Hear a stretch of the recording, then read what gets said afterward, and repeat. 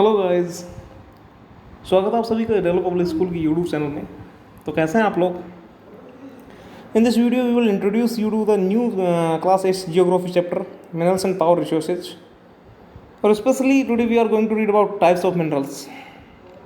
Minerals are natural occurring substance which had different chemical compositions. और power resources क्या होते हैं, इनको कवर करेंगे। तो क्लास 8 की जियोग्राफी सोशल साइंस की क्लास 8 की चैप्टर नंबर 3, जिसका नाम टाइटल है मिनरल्स एंड पावर रिसोर्सेज, इसको हम पढ़ने वाले हैं। और इसके अंदर स्पेशली हम बात करेंगे आज की वीडियो में। In this video we will talk about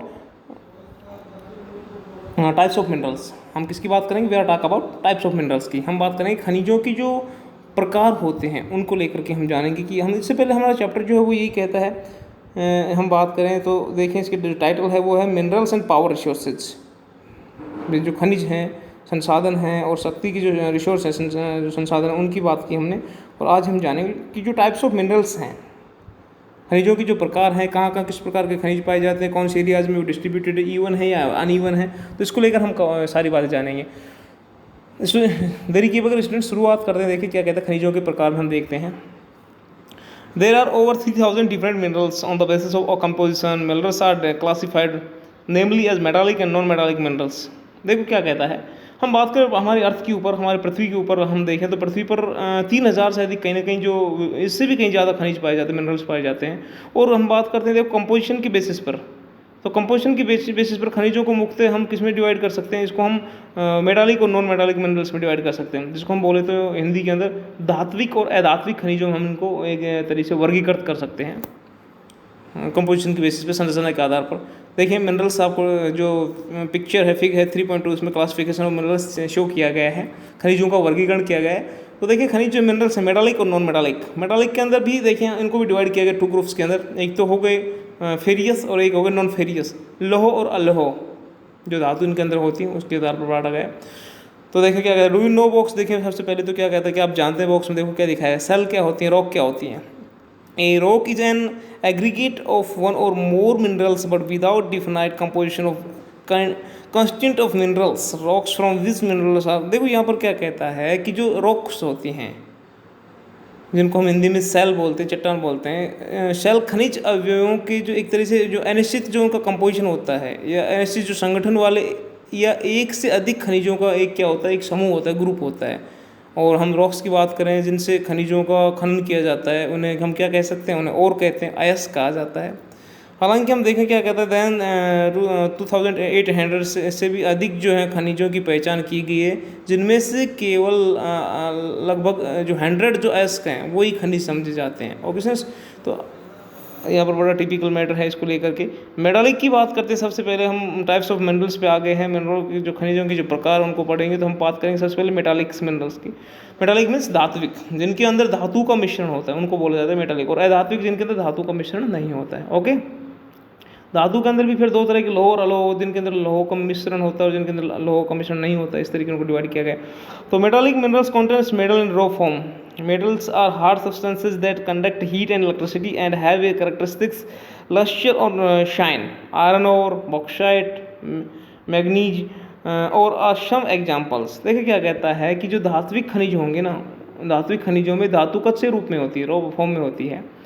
और धातु में कठोर पदार्थ हैं जो एक तरह से उष्मा और जो इलेक्ट्रिसिटी को क्या करती है, सुचालित करती हैं।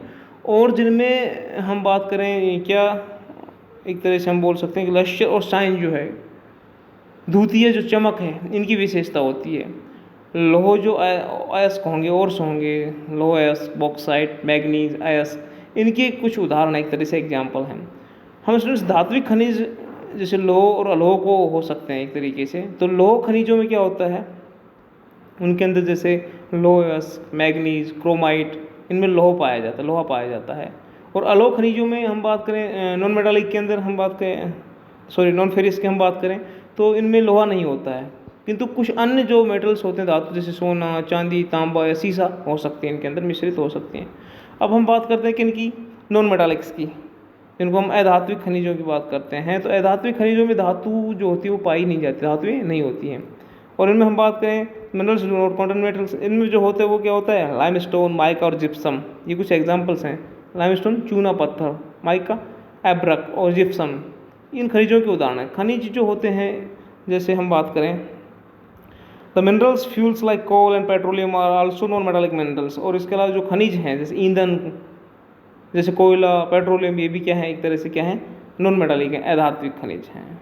तो इसलिए minerals can be extracted bye mining, drilling और क्वेरिंग। देखो खनिजों को खनन, प्रवेदन या जो आखनन के द्वारा क्या किया जाता है, किया जाता है, एक तरीके से बाहर निकाला जाता है, निष्कर्षित किया जा सकता है।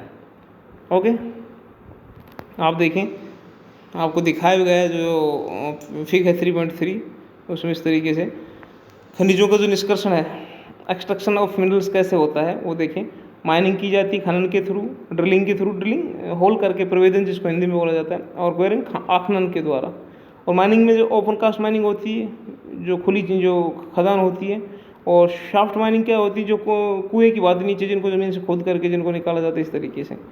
तो आप देख सकते हैं जो फिग है 3.4, जो चित्र है आप देख पा रहे हैं 3.4, इसमें जो आप देख सकते हैं ऑफ शोर ड्रिलिंग ऑफ ऑयल। यहाँ पर क्या किया जाता है, अब तक जो तेल का जो एक तरह से ड्रिलिंग के थ्रू होल करके ज़मीन में तेल को, खनिज और जो पावर रिसोर्स उनको कैसे बाहर निकाला जा रहा है। ओके, अब देखिए हम क्या कहता है, the process of taking out minerals from rocks buried under the earth surface is called mining.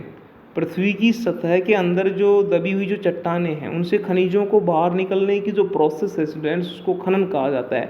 मतलब चाहे वो खुदाई करके निकाली जाए, चाहे वो ड्रिलिंग करके निकाली जाए, कैसे भी निकाली जाए, तो लेकिन पृथ्वी की सतह के अंदर जो भी दबी हुई जो सेल हैं, रॉक्स हैं, उनसे खनिजों को बाहर निकालने की जो पूरी जो प्रोसेस, उसको खनन कहा जाता है। और यहाँ पर आगे बात करें, minerals that lies at shallow depths are taken out by removing the surface layers. This is known as open cast mining. Deep bores called shafts have to be made to reach minerals deposits that lie at great depths. This is called shaft mining. Petroleum and natural gas occur far below the earth's surface. देखो यहाँ पर क्या क्या कहता है कि खनिज जो एक तरह से कम गहराई में, डेप्थ में हो स्थित होते हैं, वो एक तरह से हम देखें तो जो पृष्ठीय जो स्तर होता है उसको हटाकर, मतलब जो हमारी धरातल है पृथ्वी, उसको ऊपर वाला स्तर है उसको हटा करके, परत को हटा करके निकाले जाते हैं। और इसे हम क्या बोल सकते हैं, इसको हम ओपन कास्ट माइनिंग बोल सकते हैं। ओके, और जो एक तरह से गहरे जो होते हैं, जिनको गहरे ड्रिलिंग के थ्रू या किस तरह, जिनको हम बोल रहे हैं जो सॉफ्ट माइनिंग है, जिनको कुएं के थ्रू नीचे ज़मीन के नीचे गड्ढा करते करते चले जाए, जी एक जैसे वेल बन जाते, इस तरीके से उनकी खुदाई करके उनको बाहर, जिनको कूपक बोला जाता है, एक तरीके से क्या बोला जाता है, कूपक बोला जाता है। अधिक गहराई में जो मिनरल्स मिलेंगे वो बहुत नीचे जाकर उनको जाने के लिए बहुत ज़्यादा पकड़ बनानी पड़ती है वहाँ तक पहुँचने की, इसे हम एक तरह से कूप की खनन कहते हैं। और यहाँ पर बात करता है, जैसे मान लीजिए पेट्रोलियम और जो प्राकृतिक गैस हैं वो धरातल के बहुत नीचे पाए जाते हैं, उन्हें बाहर निकालने के लिए कोई गहरे कूपों की बहुत ज़्यादा खुदाई की जाती है। ओके सर, और सतह के जो बिल्कुल नज़दीक होते हैं हमारे सरफेस के, उनको जिस प्रकार एक दो आसानी से खोद कर निकाल जाए, उसे आखनन कहते हैं, क्वेरिंग कहा जाता है। Okay, clear.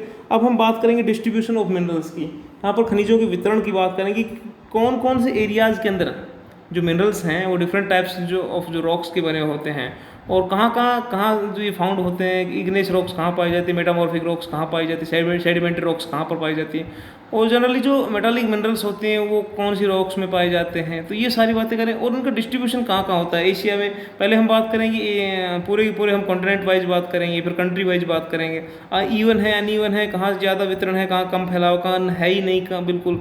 तो ये सारी बातें कवर करेंगे हम अगले वीडियो में, नेक्स्ट टॉपिक की। आज की वीडियो में इतना ही। अपने सेहत का ख्याल रखिए, हमारे से जुड़े रहिए। Stay connected, keep learning. कल मिलते हैं फिर और आगे बढ़ाएंगे डिस्ट्रीब्यूशन ऑफ मिनरल्स नामक के टॉपिक को। तब तक के लिए गुड बाय।